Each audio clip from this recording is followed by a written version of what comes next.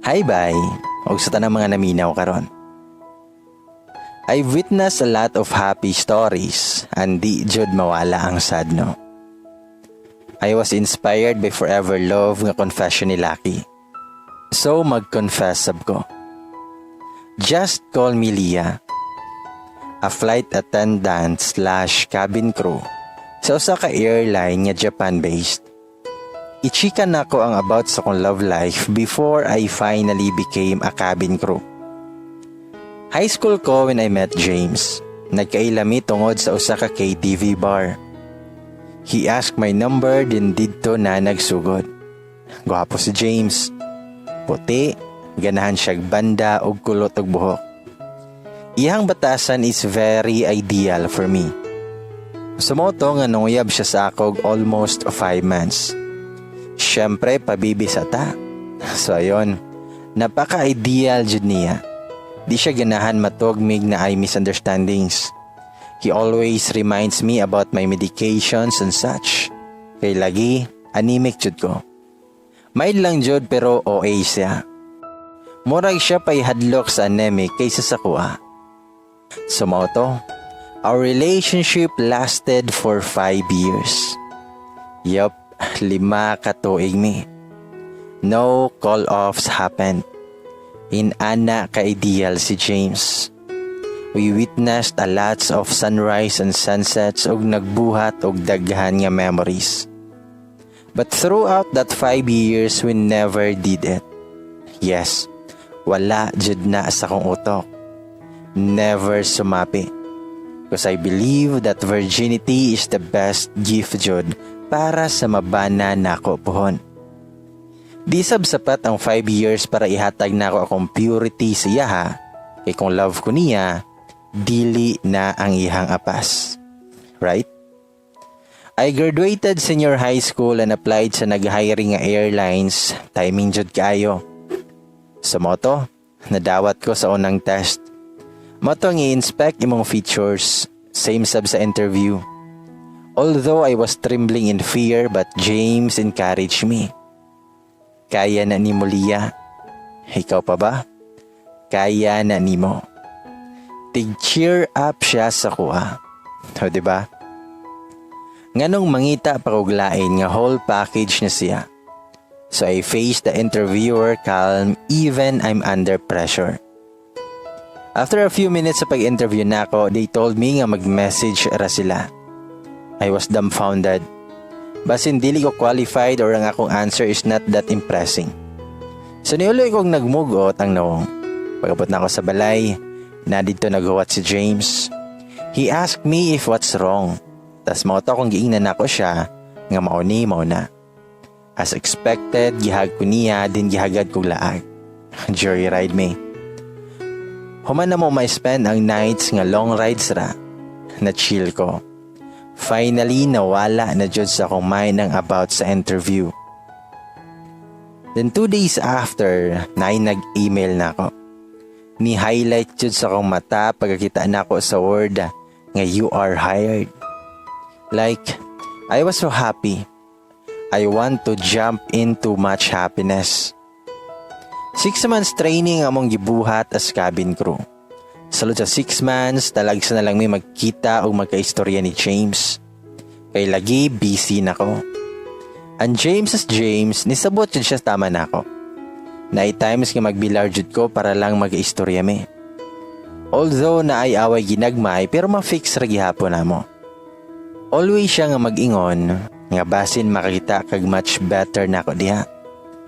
And I always end up smiling. Dili na ako ikabaylo among 5 years para lang sa gwapo na akong mga kauban. Then ay one time nga nanangid siya nga magtagyay sila siya mga igaga og barkada. Lisod pog dili sugtan. I allowed him what he wanted to do as long as he know his limitations. 2 months before mag-end ang 6 months nga training, busy na jud kayo ko. Sa gunson among activities ug exams ug test. Nawadan kog time para makig-communicate siya ha. Human sa whole day nga daghang activities, pagigda sa kama, largo, pislok tungod sa kakapoy. Then finally, after 6 months, graduate na ko o ganap na nga FA sa akong dream company. Dali-dali kong niuli sa balay, daw nigakos kang mama. Saying, nga ma, flight attendant na ko. Lami kay sa feeling, nag-rest pa ko dito. I never called James kasi gusto na ako siya i-surprise. Then finally, na-reach na nako ang isa sa mong goals. Siya na lang akong huwatan. Pagkagabi, niadto ko sa balay nila James. And I was wondering anong gloomy kayo og shock siya nga nakita ko. Ako siyang gingnan.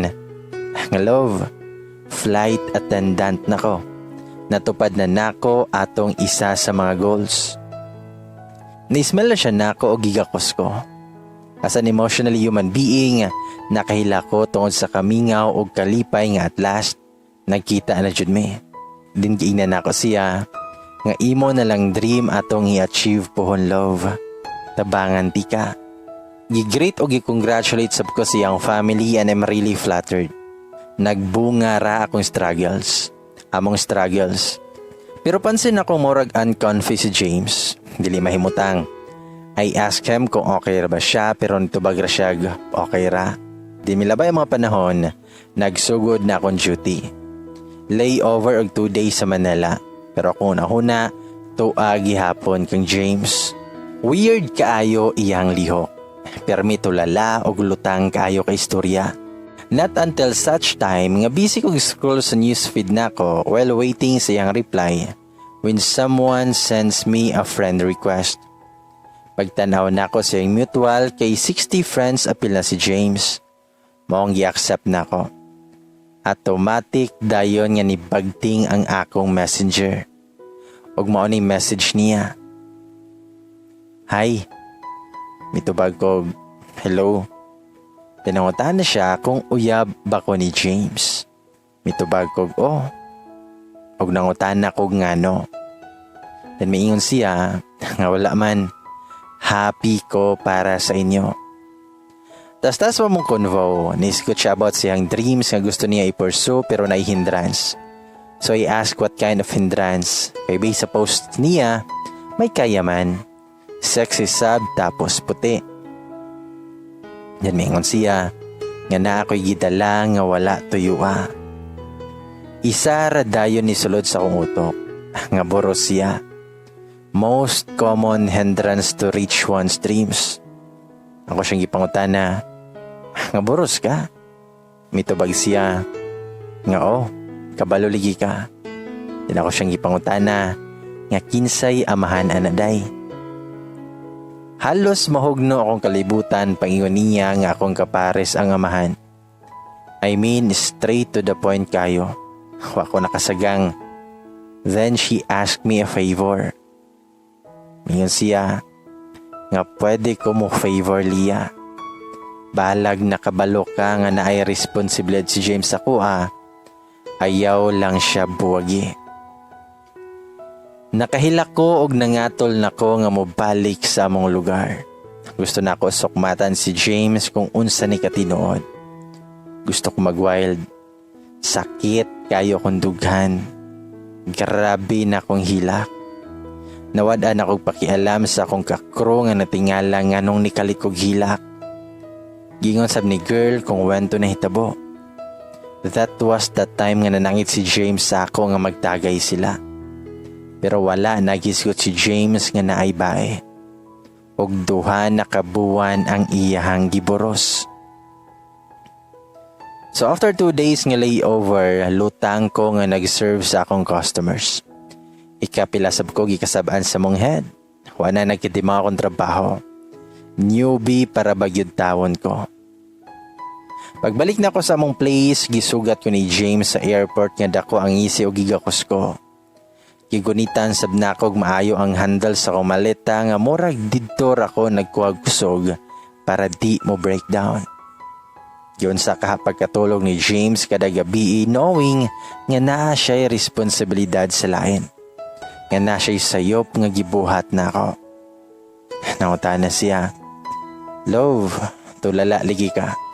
Okay ra ka? Lawom na imuhang eye bags. Wako'y laing nabuhat kundi ang may smiler daw. Tinanghagad og panguli. Ni-suggest pa siya nga magmakdo me pero ni-decline ko. Reasoning nga gikapoy ko. Kapoy man jud. Pero mas gikapoy kog sabot og maintain sa akong posture bisan deep inside. Lami na mo hilak. Lami siya laparuhon. Pero makahuwat man siguro ang confrontation no. Magpahulay lang sa ako. Then later that night I called him. Asking for a joyride kay na-miss na nako.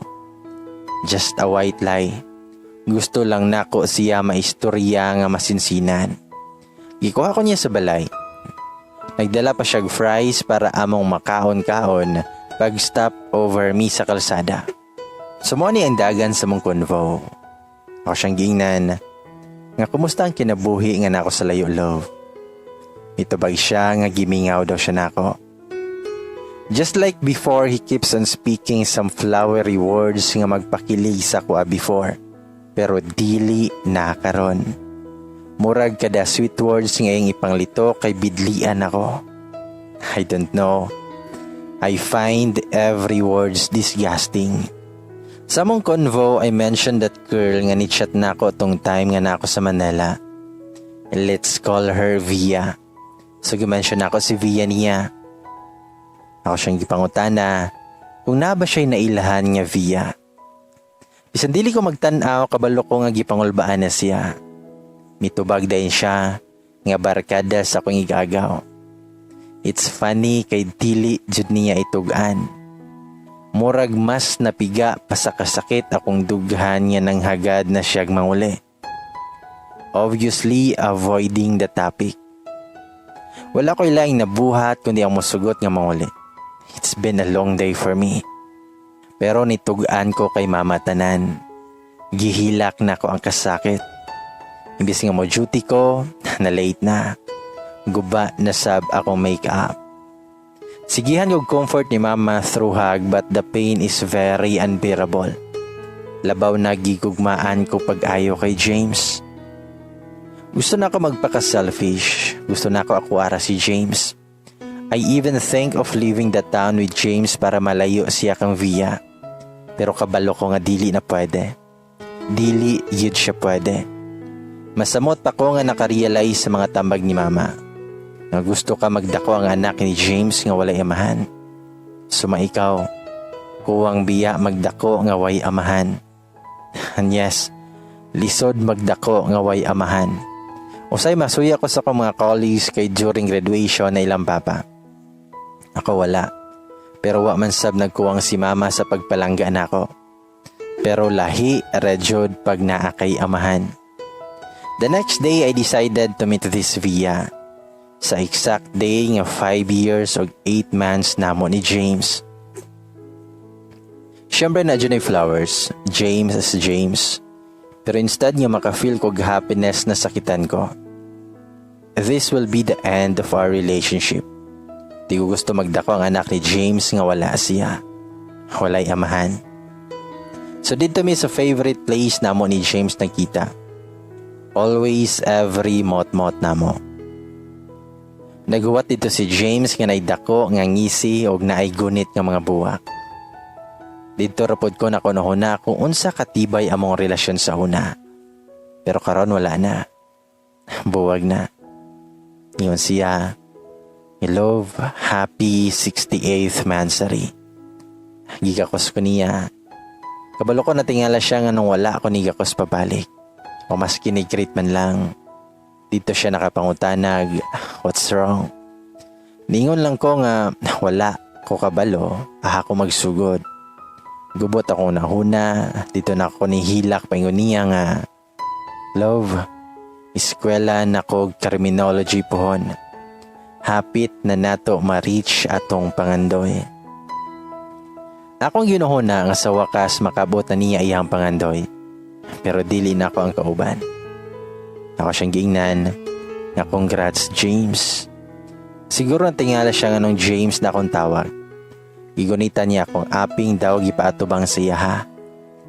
Asking if I'm not happy ba daw. Of course happy ko. Happy ko kaayo. Bisan nagkalisod ko istorya na ning kamot ko nga malito ko jud nako tanan akong gusto ingon. Lisod na. Basin mausap pag pinakalit akong utok. Ako siyang giingnan nga pwede ta kami istorya. Tabag siya sige love. Unsa man. Kulbaan man ta sa imong pagkaseryoso oy. Nipalayo ko sa iyahaw isa kalakang ay ako nag-istorya sa akong gipate. Ako siyang giingnan. Nakabalo ko unsay nahitabo sa inyo ni Via. Diha palang nihilak na kog taman. Nganong wa ka nitugaan ako. Wala ko niya tubaga.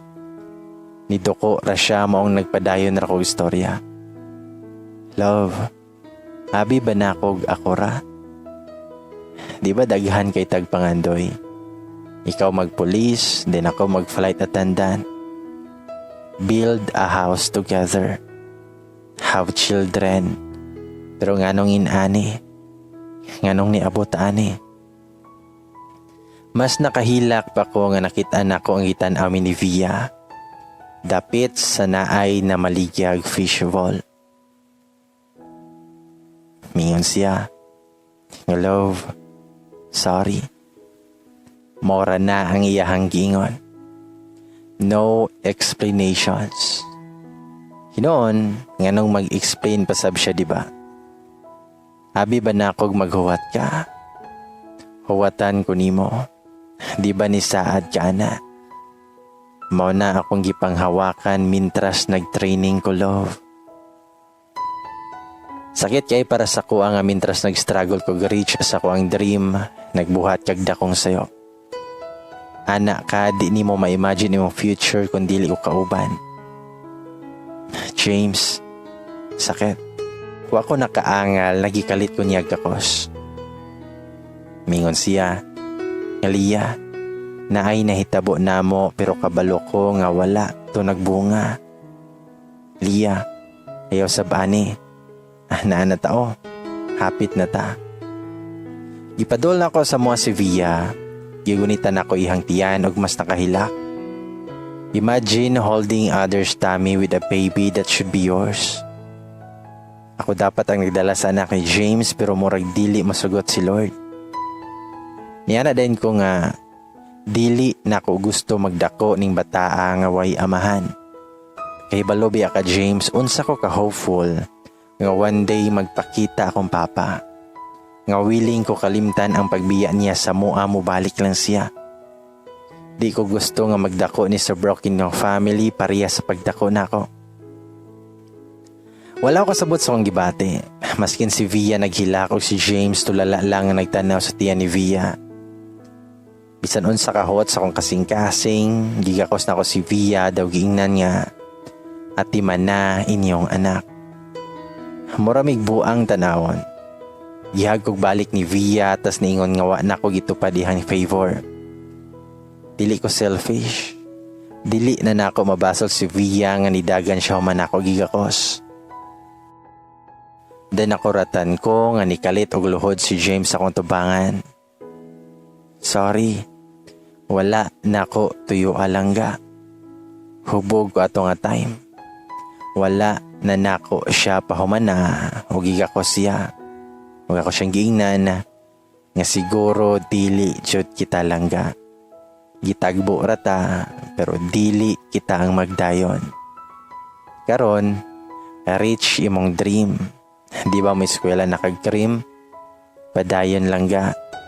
Gusto nako nga tagaan nimo og maayong kaugmaon ng imong anak. Nga dapat anak nato. Go, my future police officer.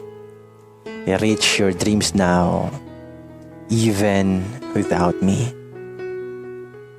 Bisan unsa jud kadugay inyong panag-uban kung dili jud kamo. Boys, girls, please be contented of what you have. A single mistake can destroy something really important. Ayaw mong padala kung love kay ninyo ang inyong kapares. Learn to wait. Anta, maka-learn mog lesson aning akong gi-share nga confession.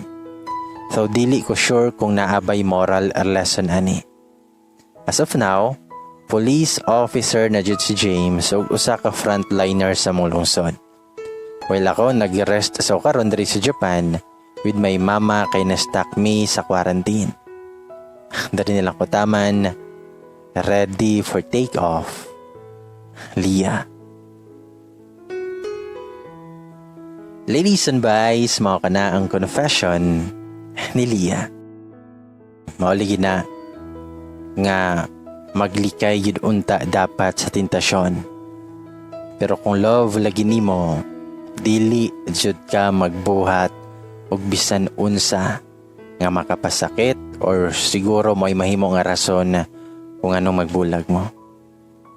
Guys, may pagmubasa ko sa inyong mga comments o inyong mga reactions, inyong mga shoutouts sa last na to nga video nga mikalit lang siya kiss ako Hi kang Mika Muda sa kita oy bistrong sender kaya na.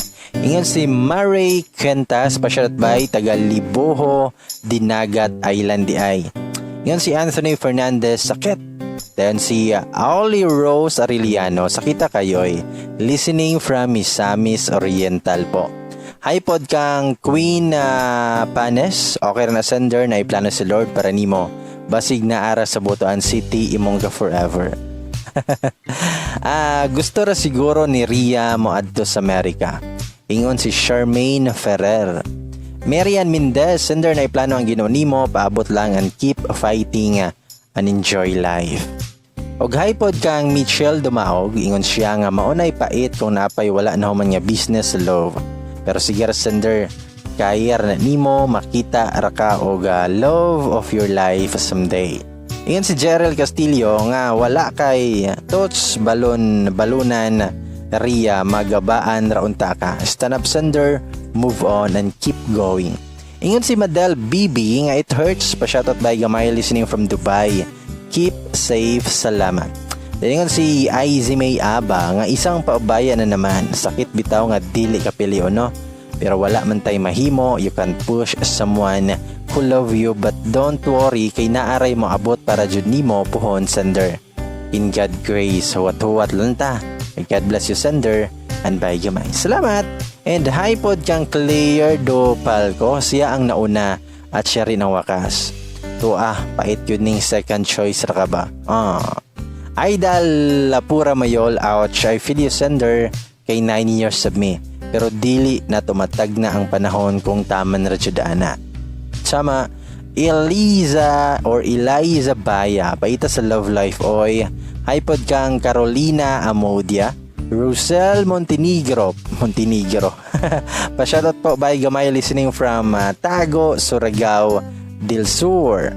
Arroyo Idnajin. Pa-shoutout by gamay from Kumalarang, Zamboanga del Sur. Genix, nice yun kag voice by Gamayoy, makain love. Salamat. Christine Morano, sakita sa 9 years oy. Bitaw sakit yun. Mo nag-ingon nga bisag unsa pa mo kadugay kung dili na kaniya love, kung dili jud ka mo para ka mo dili jud.